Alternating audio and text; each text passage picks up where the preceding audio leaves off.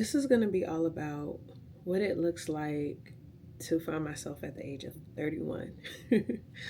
I know 31 is not that old, but it's so much that I just want to get off of my chest. And I feel like what better space than YouTube to get it off my chest and share it, because one of my biggest things in life is that every time I've shared something that I'm going through or something that I'm dealing with, someone else is able to use it as a roadmap to get through their situation.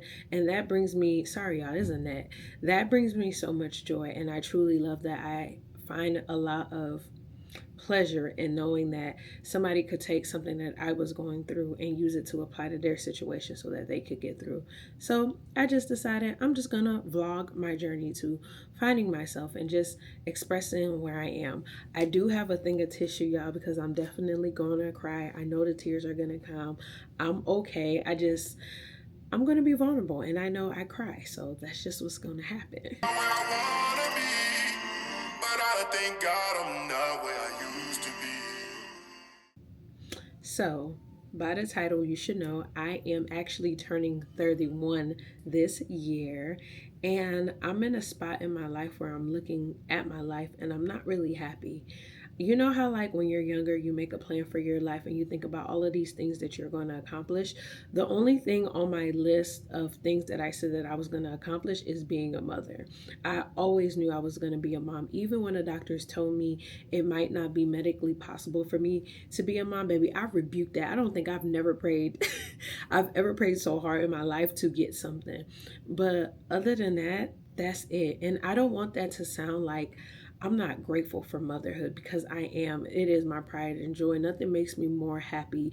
My kids don't stress me out at all. Motherhood doesn't stress me out at all as everybody else and their BS. And I look at my life and I look at where I am, I have to be honest with myself and say, this is not the life that I envisioned for myself.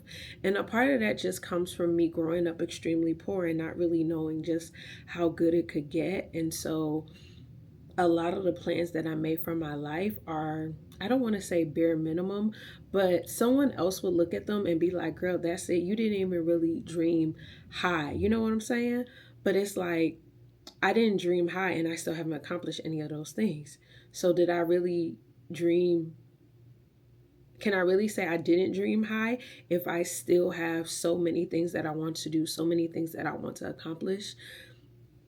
Like, you know what I'm saying? It just, I think that's just something that happens when you turn 30. I feel like you just start to look over your life and you realize how much time you wasted trying to be everything for everyone, at least for me, trying to be everything for everyone. And sometimes I find myself not pitying, whatever, feeling bad for myself because, yeah, I really allow people to really play in my face. And it just really hurts my feelings when I look back at it, because I'm like, why didn't you love yourself enough to let a person go the first time they had you fucked up? Why didn't you love yourself enough to know when it was time to walk away from a situation that didn't serve you? And when I think about situations like that, it's like, I'm saying, like, why didn't you love yourself? And the answer in that whole situation is that I did not love myself, because I never ever felt like I was someone worthy of love. When I was a kid, I never dreamed of being married. I never dreamed of being in a relationship because I never found myself attractive growing up. I was one of the poorest kids in our neighborhood. So, like, wasn't nobody checking for me, okay? Nobody was checking for your girl. And as a result, I just thought love was just one of those things that I just wouldn't experience. But I felt like I would be able to experience it. I don't want to say I experience it with my kids, because that's a different type of love. I don't know. I just didn't see that for myself. And here I am, 30, unmarried, two kids, and I'm not happy with where I am in life. But it has nothing to do with like the relationship aspect.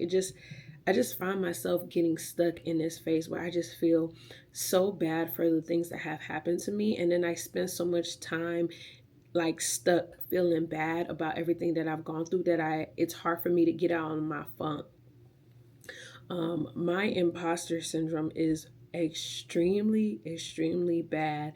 I will start something and just leave it alone because I would get in my head and be like, you don't deserve this. Why would you think you would be even capable of doing something like this? Like, girl, you're dreaming too big. Like, I will humble myself in a minute. And I guess, like, I'm not really nice to myself. I'm nice to everybody else, but I'm not nice to myself. And the way that I treat people is a reflection of how I wish I could treat myself. But like, I struggle really hard to be nice to myself. I can't do it. I don't know why, but I can't do it. And I feel like that's also one of the things that have led me to this place in life where I'm 30 and I'm not where I want to be because I keep stopping and starting, stopping and starting, stopping and starting. And I just don't want to do that anymore. So I'm hoping that this keeps me a little bit more accountable and like I can grow a community of women that can kind of relate to where I am in life so that we could just help each other out. Okay. We could help each other out.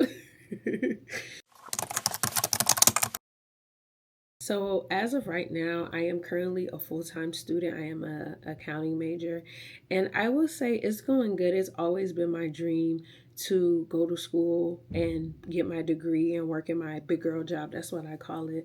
But like I'm noticing now that I'm going to college and I'm a little bit more ahead in like life in comparison to the other kids that I go to school with, it's really hard for me to like meet people. And that's one of the things that bothers me a lot because I feel like I'm 30 and I don't really have like my community of girlfriends. And that bothers me because I feel like college is where you build that community up or like through like events and networking and going to stuff. And I feel like I'm not advanced enough in life to go to like really big networking events because what am I going to talk about? What am I going to bring to the conversation?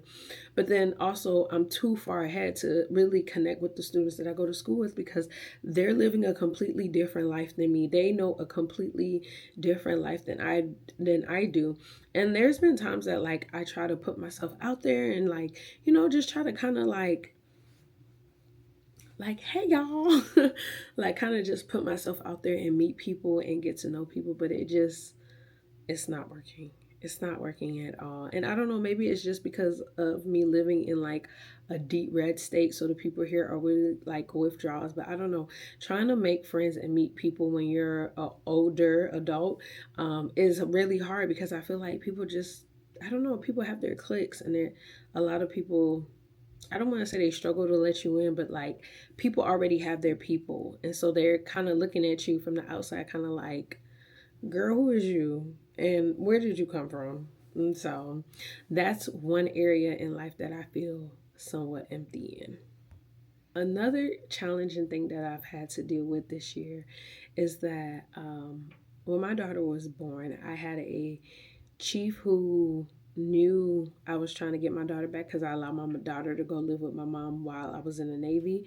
My daughter lived in Liberia with my mom, and my ship was going on deployment. And he knew that I was trying to get my daughter back and that I was going to be leaving midway in a deployment. And so to kind of like go around that, the plan was that I wasn't going to go on the deployment. I was going to help the crew set up and get ready to go, like, go to the deployment. And we were all on the same page. We're all on the same thing. And when it came time for the list to come out for the people who were left behind, were supposed to be left behind, one of my homies told me like, your name is not on this list. And when I went to kind of like confront him about it, he kind of was just like, oh, like I advocated for you, I don't know what's going on, I'm gonna get to the bottom of this, da, da, da, da. Well, I ended up reaching out to another homie on the ship, and that homie basically told me like, he said that he cannot run his division without you, so you have to go on this deployment. He basically said like, he can't, there's nobody else to replace you, which was a complete lie. There were like 3 other people that could do my job. Not only that, if you feel that strongly, like you're like, this sailor, I need her to function, I need her to drive like my department, it should be reflective in my eval and in my rank. And he never wrote anything like that in my eval, nor did he ever try to map me or anything like that. So I was confused when that's what I was told that he did. Like, that's what he did. But nonetheless, I was like, okay, well, this just gives me time to kind of save money and kind of, like stack my money up, pay off more things, because at the time I was going through a debt-free journey. And, it's no big deal. I'll get over it. Y'all, the day that the boat pulled away from the pier, he fired me from my position. The position that he needed me to be so bad. He fired me from that position, put somebody that is ranked lower than me in that position, and then put me in the galley. Now, I don't have no problem being in a galley. I always said that, like, I'd rather be in a galley and everything. But the whole purpose of me going on this deployment was because you said that you needed me in this position. So how is it that we ain't even left the dock yet and you done already fired me and put me in a like lower position? You know what I'm saying? Like, that really sent me off, and that like started the cycle of my bitterness towards the military and my disdain for the military, because I gave everything for the Navy. I love being in the Navy. I went above and beyond every time for the Navy. And so in this situation, I felt like the Navy broke my heart and told me that they didn't care about me. And that really bothered me. I did not like that. So that started kind of like me being angry at the military. In addition to that, I have this baby who, now I'm about to cry. I have this baby who doesn't even know me because she was an infant when I left.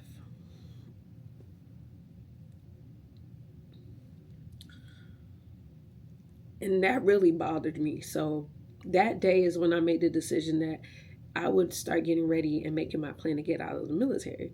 So fast forward, I eventually end up getting my daughter back. And I start to see the effects on her of not having your mother in those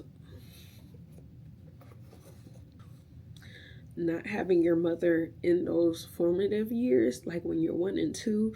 I start to see the effects on her. And everyone around me, I think they were just trying to make me feel better and kind of like, they didn't want me to like have so much guilt about it, but I could see it. I could see that, it really affected her and that she was really having a hard time adjusting to life here. Like, it's not like a situation where when a kid goes to like their mom or their dad for a little bit and then they come home. Like, she literally was in a different country with a different culture, with different food, different language, like, and then I just plucked her out of that and put her in a whole nother environment. And it was like,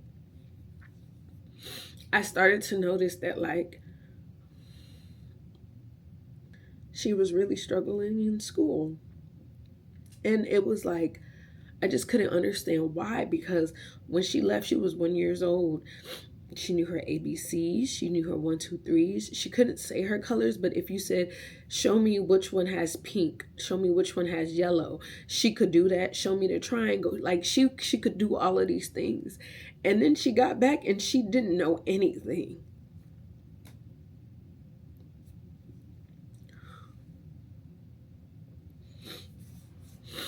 And I remember the day that she left, I had made a post on Facebook, basically like sharing our story and talking about it.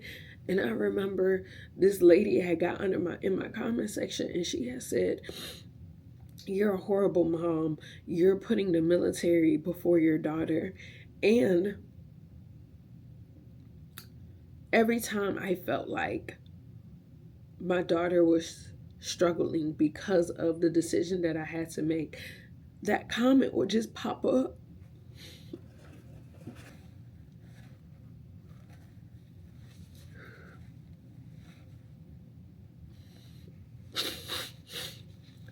That comment would just pop up in my head every single time. And it was like I literally had nobody.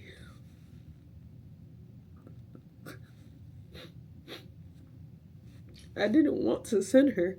I literally had nobody.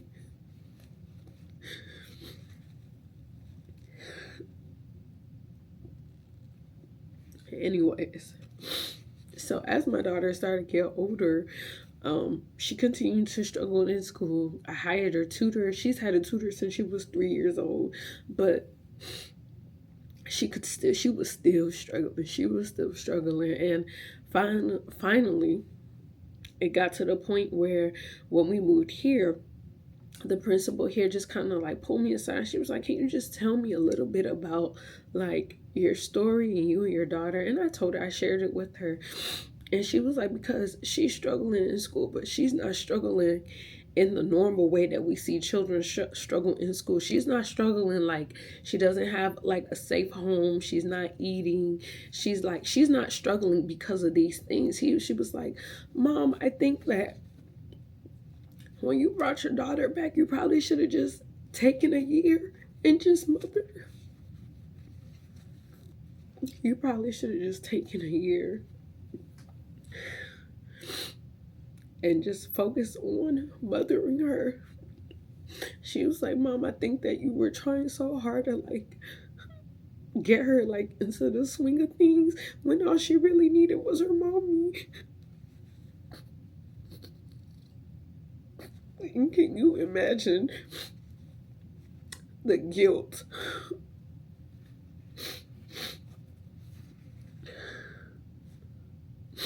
The guilt that comes with realizing that. So, based on her test scores, we made the decision to retain her back a year. And since then, she's doing so good. She's doing so good. And like, there's so many other things that go into that. And I'm trying to keep this short, but like, boom, I already was like questioning who I am as a person. Now I'm questioning my ability to be a good mom and make good decisions as a mom. And that's adding to me being disappointed in who I am. So yeah, there's that. One of the reasons that I work so hard in life is because like I want to take care of my family. I want to make sure that everybody is okay. I want to make sure that everybody is good. And so I think the added pressure on that is why me personally, I tend to isolate myself from my family and just kind of go ghost. My family is used to me doing it. Like I would literally go years and not talk to them, and then randomly pick up the phone, like, "Hey, what's up?" And that kind of was like the situation with my brother. Is that we were kind of getting in a place since I was getting out of the military, where we were kind of trying to learn how to communicate with each other all the time. But I had got mad. I did because he didn't come to my graduation, and I just felt like if money was the issue, just say that. You know what I'm saying? And maybe that was me being selfish and not really thinking about the fact that he's a guy. But like, it's like you're a guy, but I'm your sister. You know what I'm saying? Like you don't gotta play like those shy games with your sister. So we had kind of gone like through a spell through not talking, and randomly I got a text message, and the text message basically said, "Hey, did you know that your brother got detained by ICE?" And I let out a yell that I know everybody in my apartment complex heard me. And I think the reason why it had bothered me like it did the week prior, I think it was either in a session I was having or somebody I was talking to, I was basically talking to them about everything that I was worried about, and their answer to me was just like, well, when Trump was the president first time, did anything happen to you? And I was like, no. And they were like, so why do you think anything's gonna happen to you now? And I just kept replaying that in my head. My stomach, like, it felt like like I had ate a rock and my stomach was trying to digest the rock. The way my stomach was hurting so bad, I was sweating my head. Like, the yell that I let out when I got that text message was unheard of. And that broke my heart, because it was like, damn, I just needed one more year. I graduate next year. And like, this is my brother. Like, we grew up poor and we struggled, but like, me and this specific brother really struggled because we are the youngest. And we always looked out for each other. We always made sure each other were okay. So to have him gone really broke my heart, because I was like, damn, like, I'm working so hard for a person that's not even going to really be here to enjoy everything that I'm working so hard for.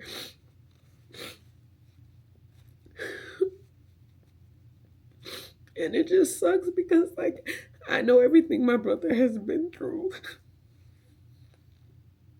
And I know he was so scared going through all of that by himself.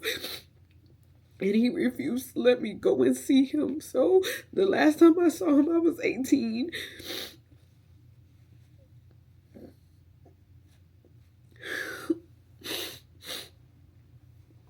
And I remember, like, after my brother got detained, I prayed every day that everybody, and I still pray this, and I don't feel bad at all. I pray that anybody that supported that man, they feel the hole in my heart that I feel.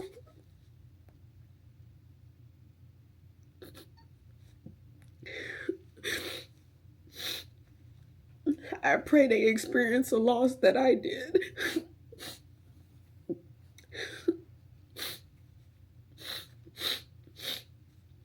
I pray that they know what it's like to not have no family members here. I pray that they lose everything. And I know that's not good. And I know that's not right. But that's just where my heart is right now. God is working on me. And maybe in a couple of months, I won't be so mad and so bitter and so angry. But I am angry as hell. And it's like, I can't do nothing about me being angry, but to keep pushing. And like, it's crazy because like at the beginning of that year, I literally said like, okay, this is gonna be like the year that I put myself first. I really focus on me. Let me start my healing journey. And then that happened, and I couldn't do nothing. I couldn't eat. I couldn't sleep. And I'm just around people, and they're just living their lives, and they never have to live with the fear that I was living with. And it just bothered me so much, and it affected every aspect of my life, my finances, my emotion. I couldn't even be like a mom to my babies because I just couldn't do it. I was just so hurt.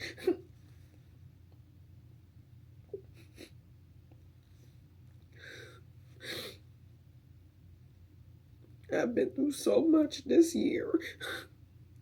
This was the worst year of my life.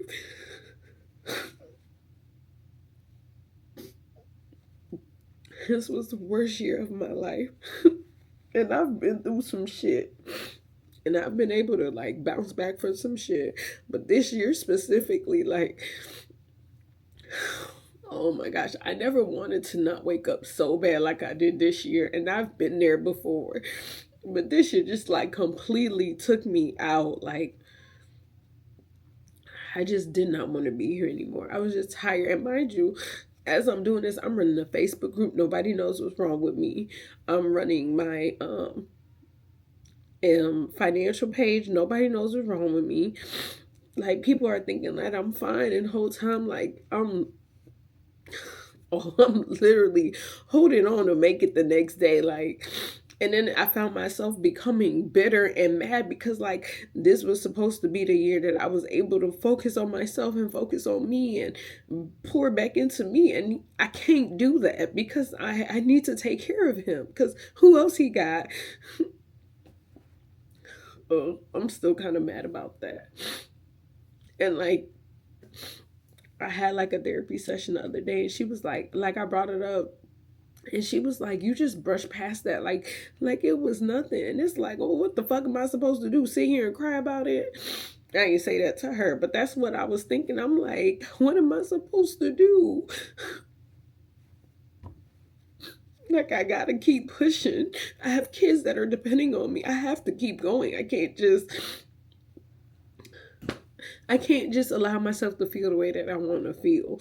And maybe it's just because I don't give myself the grace to do that. But it's like, girl, you got too much going on. You cannot allow yourself to like feel right now. Like, bury that shit and let's keep it pushing. And I also feel like that's a part of my problem, is that I bury shit and I just keep it pushing. I bury shit and I just keep it pushing. But like, I don't have no choice because I don't have nobody that's gonna take care of me. I don't have nobody to catch me when I fall. So I have to make sure that if I fall, I'm gonna land in a safety net. And the only way to make sure that is going to happen is that if I keep going, even if I don't want to keep going, I have to keep going.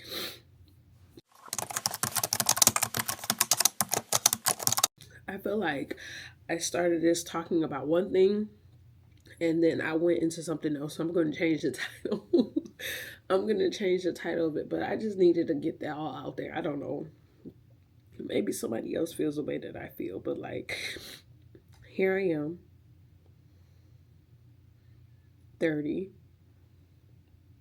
and I feel like I'm starting over. I feel like I've completely lost myself in all of the pain and heartache that I've been through. I feel like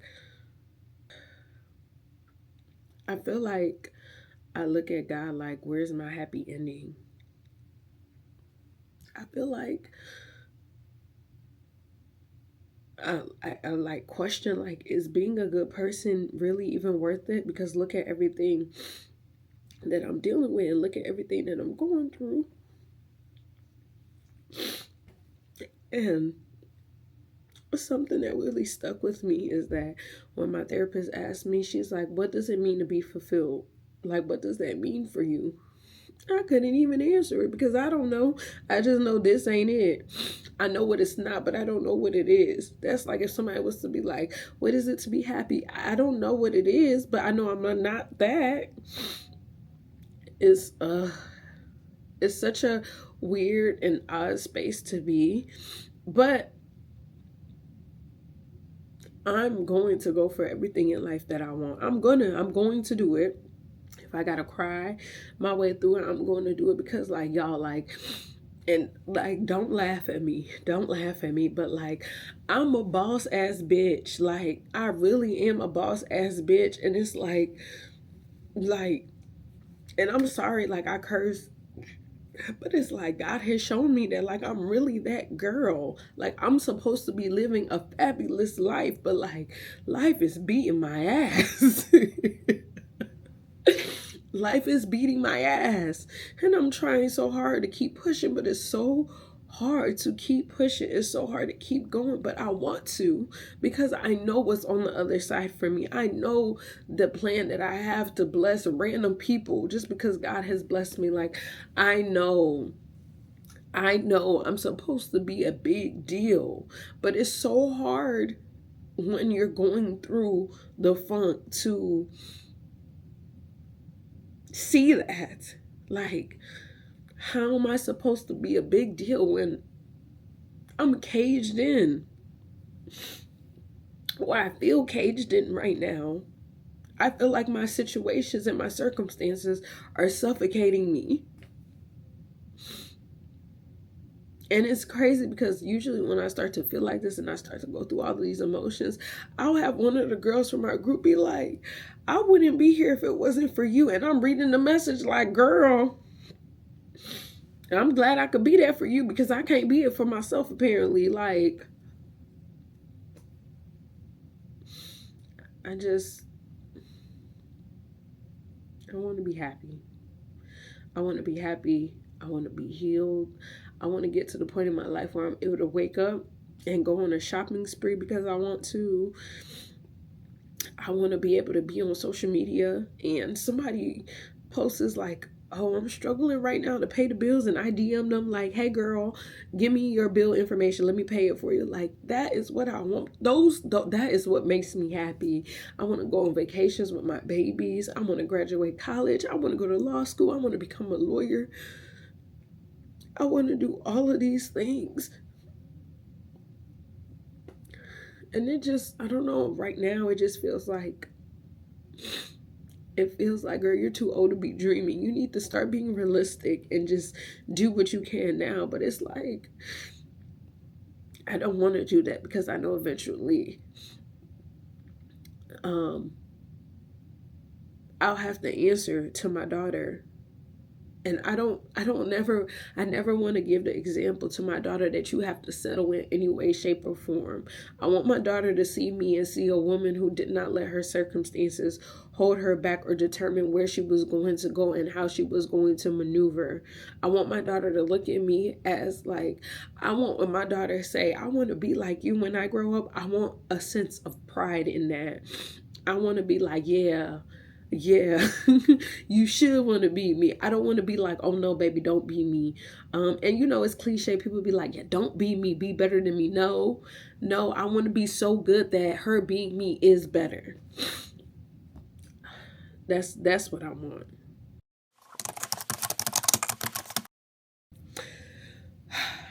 Hopefully, I can share more and more as I'm on this journey, reinventing myself and healing and working through things and just redefining what it means to be me. But I hope you enjoyed this conversation. I hope you were able to take something from it. I do have a quote that I want to end with. It says, sometimes we don't find ourselves at all. Sometimes we don't find ourselves all at once. We uncover pieces of who we are in the middle of struggle, sacrifice, and small victories.